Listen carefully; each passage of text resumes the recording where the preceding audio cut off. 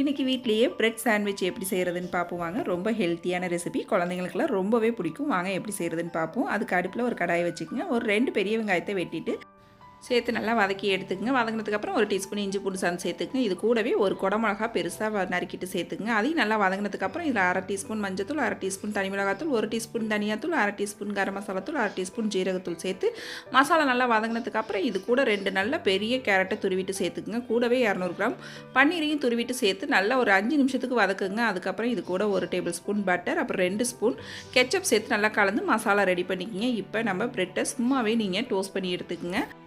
நம்ம ரெடி பண்ணி வச்சுருக்க மசாலாவை இது போல் ப்ரெட்டில் ஸ்ப்ரெட் பண்ணிக்கோங்க. நல்லா நிறையாவே வச்சுக்கோங்க. மசாலா டேஸ்ட் ரொம்பவே சூப்பராக இருக்கும். மேலாப்பில் ஒரு ப்ரெட்டை வச்சு நல்லா இது போல் ப்ரெஸ் பண்ணிவிட்டு தோசைக்கல்லில் கொஞ்சமாக பட்டர் சேர்த்து நம்ம ப்ரெட்டை இது போல் டோஸ்ட் பண்ணி எடுத்துக்குவோம். அடுப்பை சிம்மில் வச்சு டோஸ்ட் பண்ணுங்கள். நல்லா ஒரு தாப்பில் ஈவனாக வெந்து வரும்.